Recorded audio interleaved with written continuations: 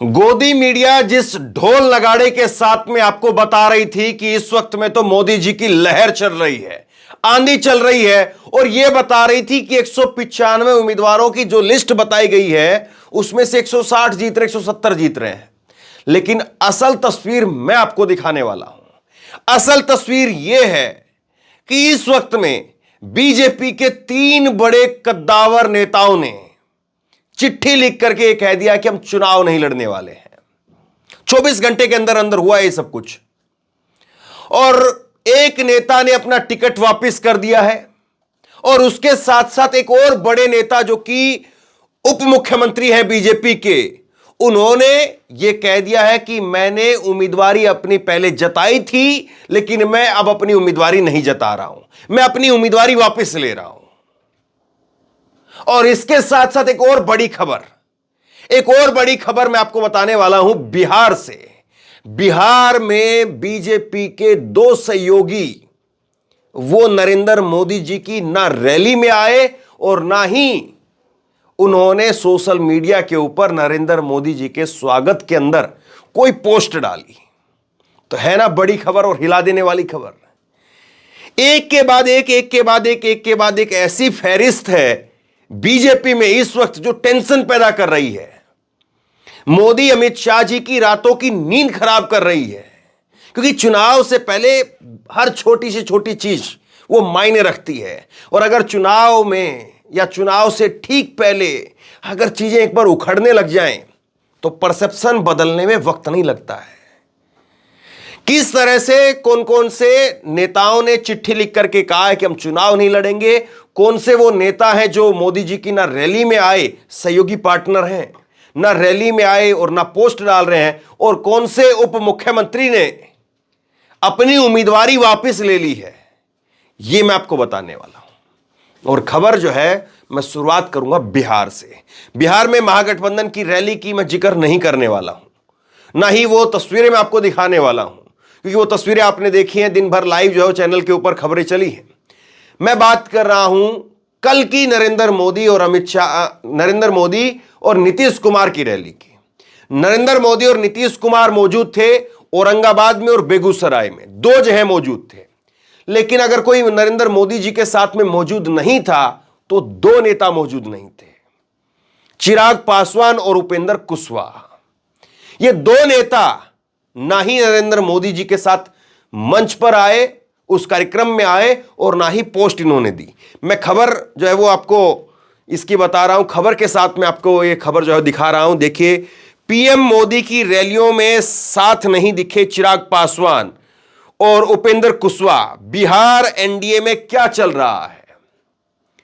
तो चिराग पासवान और उपेंद्र कुशवाहा वो साथ में नहीं दिखे, और सवाल इस वक्त में यही पूछा जा रहा है कि ये एनडीए के अंदर इस वक्त में क्या चल रहा है।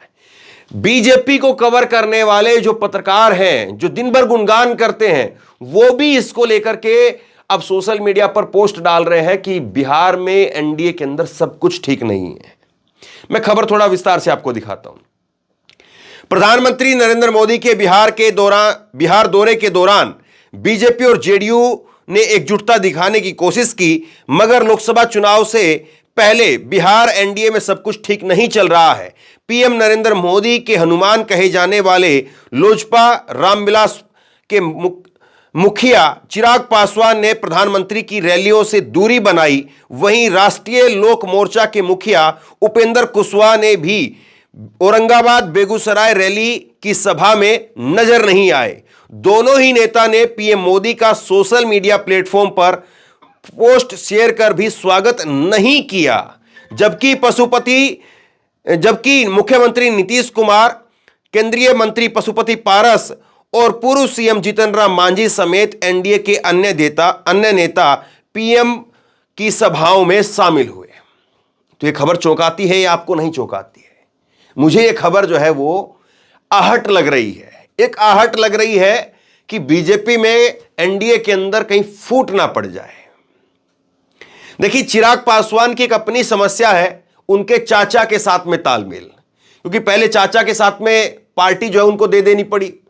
चिराग पासवान को सड़क पर नरेंद्र मोदी जी ने बैठा दिया। उनके पिताजी का उन्होंने मूर्ति लगवाई घर के अंदर, लेकिन ट्रक में सामान लाद करके सड़क पर बैठा दिया, मकान से निकलवा दिया, और उसके बाद में पार्टी भी चाचा लेकर के चले गए।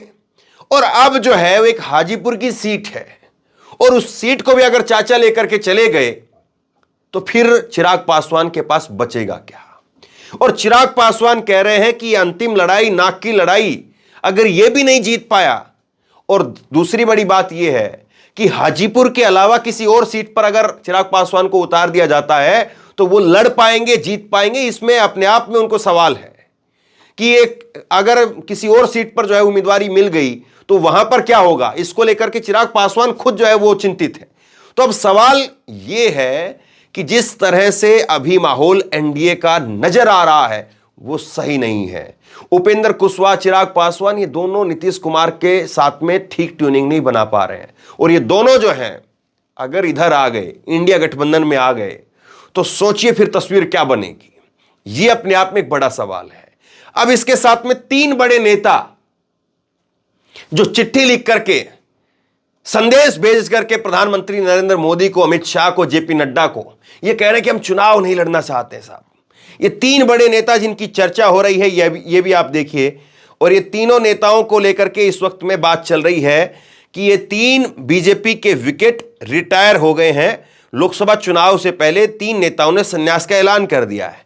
गौतम गंभीर की सबसे पहले खबर आई, उसके बाद में दूसरी खबर आती है जयंत सिन्हा की, तीसरी खबर आती है डॉक्टर हर्षवर्धन की। अब देखिए, ये तो सही बात है कि बीजेपी करीब करीब 100-150 सांसदों का टिकट काटेगी, लेकिन ऐसी क्या नाराजगी है बीजेपी के अंदर, और ऐसी क्या प्रेशर के अंदर नेताओं को रखा जा रहा है कि नेता अब उछलने लगे हैं और बाहर निकल करके कहने लगे कि हम नहीं चुनाव लड़ेंगे, हम नहीं चुनाव लड़ेंगे। अब सोचिए कि अगर इसी तरह से 100-150 सांसदों की चिट्ठी आ गई जिनके टिकट काटे जाने हैं, तो क्या माहौल बनेगा, क्या परसेप्शन खड़ा होगा, और उस परसेप्शन का कैसे मुकाबला कर पाएंगे मोदी, अमित शाह? यह मूल सवाल है। इन 3 नेताओं ने जिस तरह से अपने हाथ खड़े कर दिए हैं, और हाथ खड़े करने के साथ साथ हाथ जो है वो नरेंद्र मोदी, अमित शाह के भी एक तरह से बांध दिए हैं कि उनको लेकर के अब सफाई दे तो फंस गए हैं। सफाई देंगे तो क्या बोलेंगे कि क्या इन्होंने काम नहीं किया इसलिए हम इनको टिकट नहीं दे रहे हैं, या उन्होंने खुद बोल दिया था इसलिए हम उनको टिकट नहीं दे रहे हैं। अब ये पूरा जो परसेप्शन का जो खेल होता है पॉलिटिक्स के अंदर, उसमें कहीं ना कहीं नरेंद्र मोदी, अमित शाह फंस गए हैं।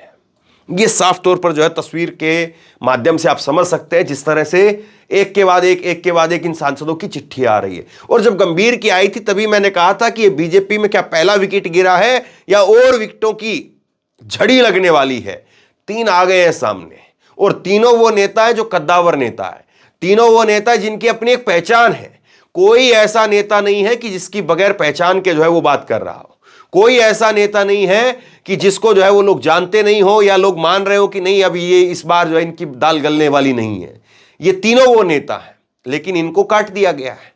इसके साथ साथ जो है एक बड़ी खबर जो है मैं आपको दिखाने वाला हूं। गुजरात के पूर्व मुख्यमंत्री नितिन पटेल, उन्होंने अपनी उम्मीदवारी वापस लेने का ऐलान कर दिया है। नितिन पटेल कह रहे हैं कि मैं अपनी उम्मीदवारी वापस ले रहा हूं। गजब बात यह है कि कुछ लोग पहले से ही टिकट जो है वो मिलने से पहले चिट्ठी लिख रहे हैं, कुछ लोगों को टिकट मिल गई तब वो चिट्ठी लिख रहे हैं कि हम चुनाव नहीं लड़ेंगे। मसलन पवन सिंह की इस खबर मैंने आज दिन में ही आपको बताई है कि पवन सिंह ने चिट्ठी लिख करके, अपना ट्वीट लिख करके भेजा है और कहा है कि नरेंद्र मोदी जी, अमित शाह जी, जेपी नड्डा जी, इनका धन्यवाद, लेकिन मैं चुनाव नहीं लड़ पाऊंगा, निजी कारण है। अभी निजी कारण समझ से परे है। अब जो है वो नितिन पटेल का नाम सामने आ गया है, और नितिन पटेल कोई आम आदमी नहीं है। नितिन पटेल एक वक्त में, अभी पिछले विधानसभा चुनाव के अंदर सीएम की रेस में थे, और सीएम नहीं बनाया जा रहा था तब नाराज हो गए थे, और इनको मनाने के लिए कैसे कैसे जतन यतन बीजेपी को करने पड़े, वो उस वक्त में बहुत सुर्खियों में रहे थे। और नितिन पटेल ने इस बार अपनी दावेदारी ठोकी। इनका पूरा बयान सुन लीजिए। गुजरात के पूर्व डिप्टी सीएम नितिन पटेल ने कहा कि मैंने कुछ वजहों से मेहसाणा लोकसभा सीट से बीजेपी के प्रत्याशी के तौर पर अपनी उम्मीदवारी दर्ज कराई थी। प्रदेश की 15 लोकसभा सीटों के लिए प्रत्याशियों की घोषणा 2 मार्च को कर दी गई।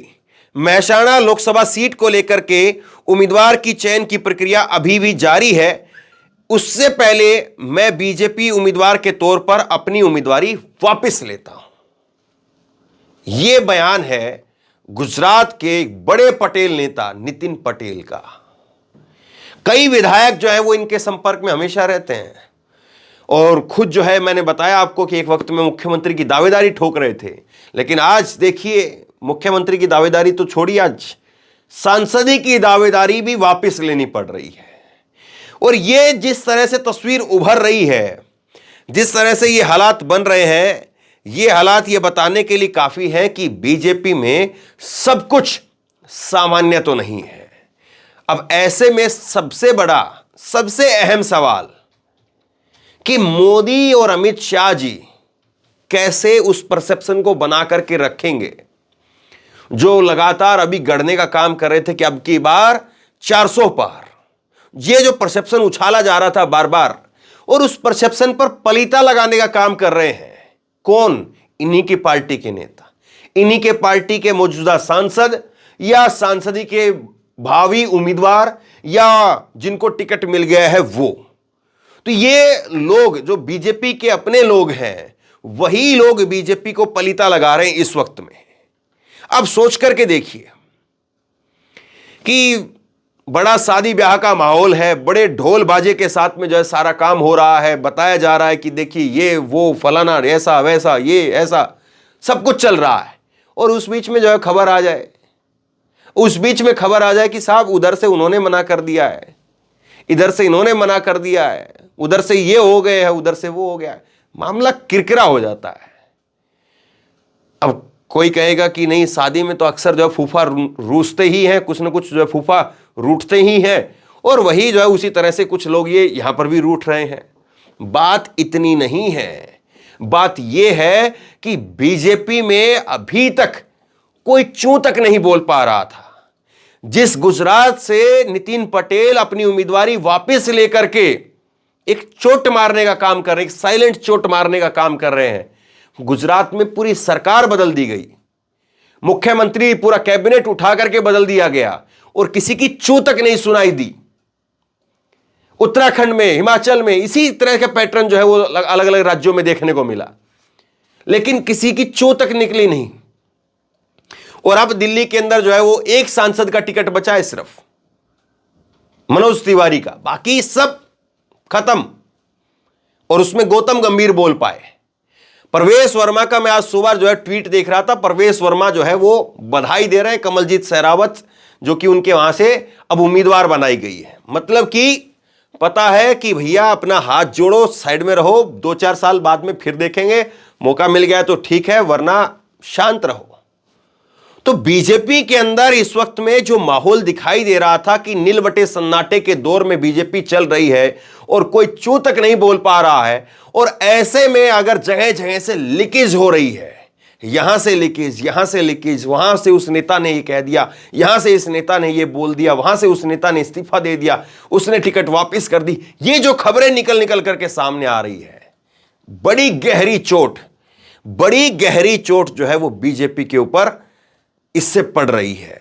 जो परसेप्शन अभी इस वक्त में चल रहा था कि नहीं 195 में से 180 सीट तो आ गई है, और उसके बाद में 5-10 दिन के बाद में नरेंद्र मोदी जी और 100-150 सीटों की ओर घोषणा कर देंगे, और उसके बाद में कह देंगे कि चलिए भैया 100 सीटों में से 80 सीट और आ गई है, और हो गई 260 सीटें यहां पर। और उसके बाद में थोड़ा 10 दिन बाद में 50 सीटों की ओर घोषणा करेंगे, तो उसमें से भी लिख देंगे 40 सीट और आ गई है, हो गई बीजेपी की 370। चुनाव से पहले कर देंगे और हो गई बीजेपी एनडीए की 400 पार। लेकिन 400 उम्मीदवार खड़े करने में कैसे झटके लग रहे हैं, और 400 उम्मीदवार, उनमें से कौन कौन बगावत करेगा, 400 उम्मीदवारों में से कहां कहां पर जो है वो ढेर होगी चीजें, यह बड़ा सवाल है। और अगर यही अब पैटर्न चलता रहा तो यकीन मान करके चलिए कि बीजेपी के लिए राह आसान नहीं है। और इसके बाद सवाल यह खड़ा होगा कि जिस तरह से इंडिया गठबंधन में अभी ना सीट शेयरिंग हुई है, ना उम्मीदवारों की घोषणा हुई है, कहीं 2-3 सीटें जो है अभी निकल करके सामने आई है। और उसके बावजूद अगर बड़ी भारी तादाद में लोग उमड़ करके आ गए आज पटना की रैली में, और 15 लाख लोगों के उमड़ने का दावा किया जा रहा है कि 15 लाख लोग आए हैं, और उसमें से भी सबसे बड़ी बात यह रही कि झंडे ही समझ में नहीं आए। झंडे जो है वो लेफ्ट पार्टियों के इतने झंडे, हरे झंडे, फिर उसके बाद में जो है वो आरजेडी के, फिर कांग्रेस के झंडे। तो मतलब इस तरह से मैदान पट गया वहां पर। अब ये नहीं है कि चलिए लेफ्ट पार्टियां तो इतनी सीट पर लड़ रही हैं तो लेफ्ट पार्टियों का कैडर वो ज्यादा क्यों जाएगा, उनके कार्यकर्ता ज्यादा क्यों निकलेंगे, ज्यादा सीटों पर तो तेजस्वी को ही मिलने वाली है, तेजस्वी की ही रैली है, तेजस्वी का ही पीछे होर्डिंग लगा हुआ है, तो लेफ्ट पार्टियां क्यों निकल रही है। ऐसा नहीं दिखा। एक तरफ जहां पर टिकटें घोषित हो गई हैं या मिलने जा रही है वहां पर भगदड़ है, और जहां पर ना अभी सीट शेयरिंग फाइनल हुई है, ना सीटों की घोषणा हुई है, टिकटों की तो आप छोड़ दीजिए, वहां पर जो है वो झंडे लेकर के कार्यकर्ता निकल पड़े हैं।